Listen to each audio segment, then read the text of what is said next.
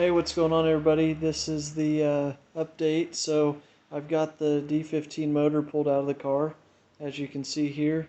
I just got it lifted out, and so just going to go over real quick with what I did or any little tricks or things that I ran into. So basically, step one was just to drain all the fluids out. You can see I've got the radiator pulled over there, so drain your radiator, drain all the transmission fluid and engine oil out. After doing that, just work through disconnecting everything. So fuel return line, um, you can see all the engine harness connectors. I had to disconnect those. Here's the hydraulic clutch line. There's some ground cables and stuff which were connected over here I had to remove. And of course all your mounts. So mounts here, here, and then of course here and here, and then the one in the rear. The fuel feed line is something that I disconnected here from the filter.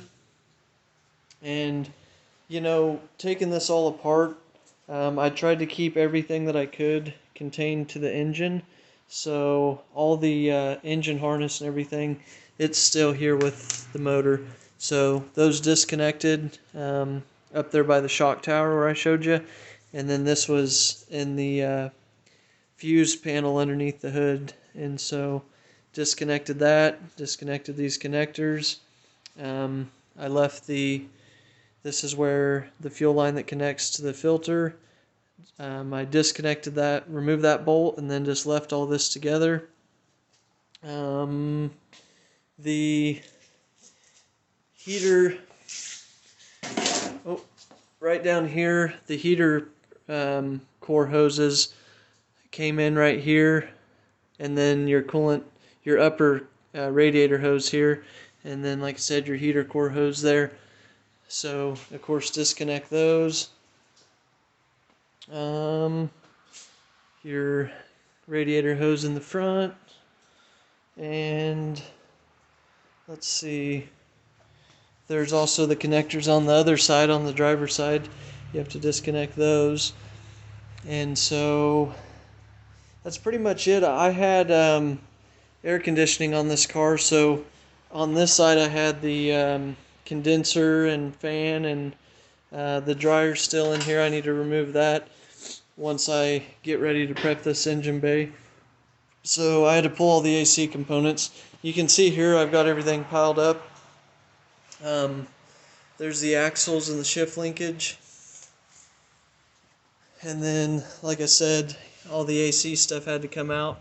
So also, you guys can see here I pulled the exhaust. In my process of going K-Series, I'll be putting a full 3-inch exhaust in. So I went ahead and pulled that, and it just made it a lot easier to work underneath the car and get to all the shift linkage and everything. So real quick, just your main things, just kind of an overview. Underneath the car, if you guys haven't ever pulled an axle before, it's not a whole lot to it. You need to break this wheel nut loose that goes to the end of your axle. And once you break that loose, you'll remove this lower ball joint. Is how I did it. You can also remove it from the top, but how I did it was break that loose, remove your ball joint. If you get a ball joint removing tool, it's like a little wedge. You can smack it in and break that loose if it's stuck. And then after that, you'll remove this bolt here, and then this control arm will just drop. And once that's dropped, everything's free. You can just lift this up. Well, it's kind of heavy, but with two hands, this whole thing's free. You can move it all around. Anyways, so you do that, pop your axles out, like I said, disconnect all that other stuff, and then the shift linkage. I actually came up with a really clever trick. There's this pin. If you ever remove the shift linkage, This one over here has a bolt that's simple. You just remove that bolt. But this one right here, it's got a pressed in pin. So whenever you go to take this shift linkage out, there's a clip covering this. You have to remove that little cover clip, but then it'll expose this. There'll be a pin right in there. And what I actually ended up doing, you know, this pin's pretty popular for giving people a lot of trouble. Anyways, what I ended up doing was I got a punch, and most people just take a punch and they will just hammer at it. But let's see here.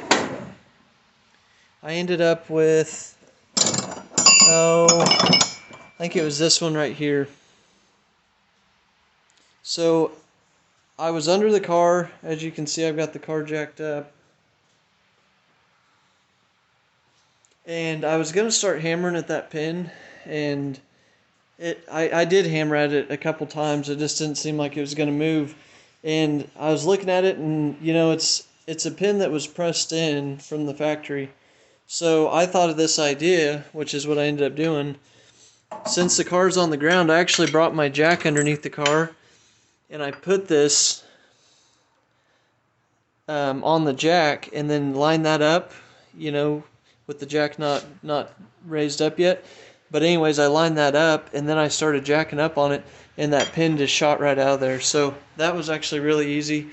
I was kind of thinking that pin was going to be, you know, it was going to take a lot of time, be difficult. It wasn't that bad once I did that. So yeah, that's pretty much it, guys. Just take your time, you know, disconnecting all this stuff. The last thing you want to do is when you start lifting the engine out or lowering it out, however you do it. I lifted it out through the top. The last thing you want to do is have some hose or connector that gets hung up and then, you know, keeps you from being able to remove the motor and possibly damaging something along the way. So anyways, guys, stay tuned, and in this next update video, what I have planned next is to get this engine bay, get it cleaned up, take anything out that I don't need, and then get ready to paint it. I've got this same red right here.